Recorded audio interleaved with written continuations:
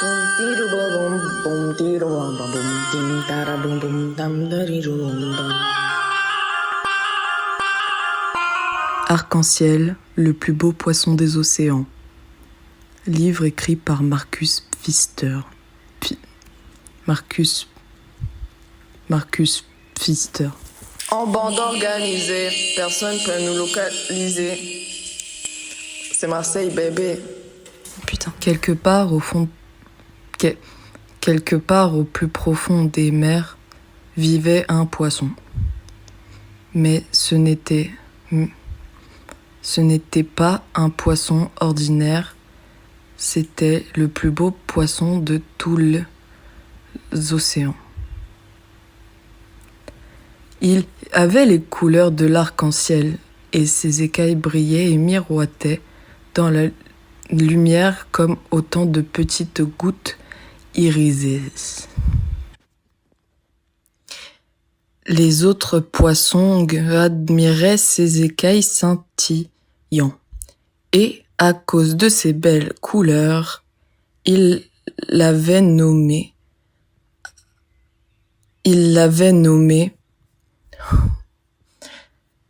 Arc-en-ciel. Arc-en-ciel, viens jouer avec nous, disait-il. Mais le bel arc-en-ciel glissait près d'eux sans dire un mot, le regard fier, en prenant bien soin de faire briller ses écailles. Un petit poisson bleu le suivit. « Hé, arc-en-ciel, attends-moi. Donne-moi une de tes écailles, elles sont si belles. Et tu en as tellement. Te donner une de mes écailles? Mais qu'est-ce que tu imagines? Allons, oust, déguerpis, s'exclama Arc-en-ciel avec dédain. Effrayé, le petit poisson bleu s'enfuit d'un vif coup de nageoire. Il raconta aussitôt aux autres poissons sa mésaventure. À partir de ce jour-là,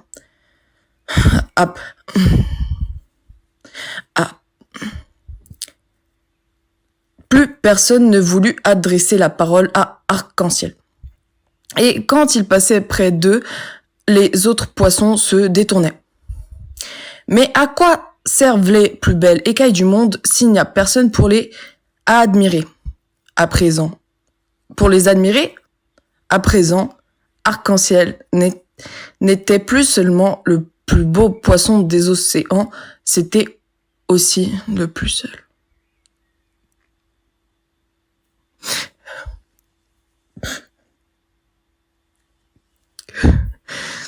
Un jour, il fit part de ses soucis à l'étoile de mer.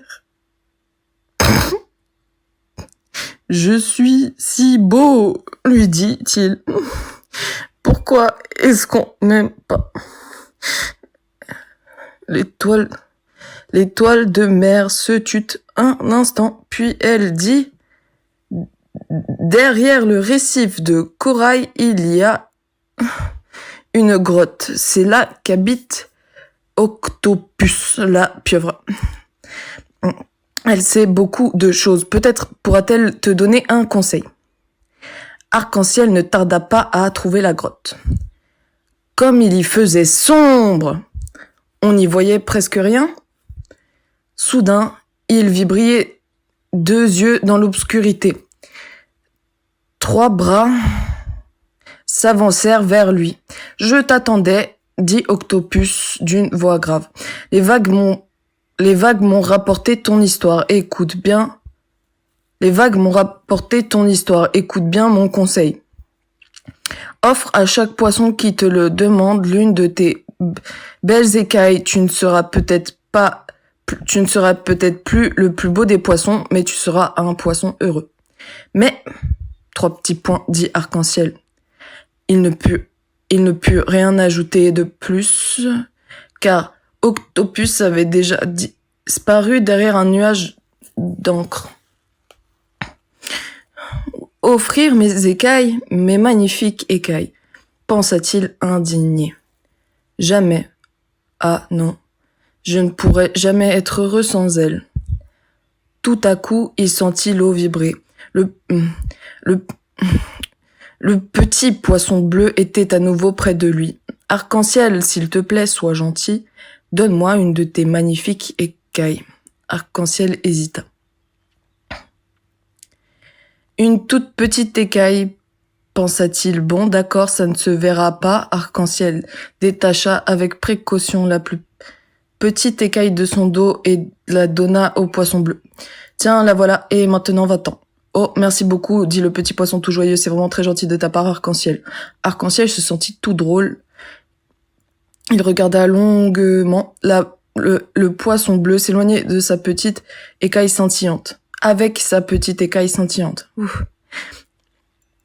Le petit poisson bleu se promena partout avec sa belle écaille et tout le monde l'admira. Bientôt, Arc-en-ciel fut entouré d'une nuée de petits poissons. Ils voulaient tous une écaille. Et qui l'eût cru, Arc-en-ciel se mit à distribuer ses belles écailles. Cela l'amusait même de voir la joie des petits poissons. En plus, et plus il voulait scintiller de poissons, et plus il voulait, et plus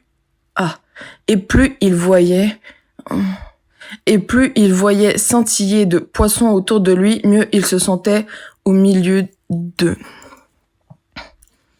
Bientôt, il ne resta plus à Arc-en-ciel qu'une seule écaille brillante. Il avait distribué toutes les autres et il était heureux, vraiment heureux. Viens jouer avec nous, Arc-en-ciel, appelèrent les autres poissons. J'arrive, dit Arc-en-ciel, et il s'élança tout joyeux au milieu de ses nouveaux camarades.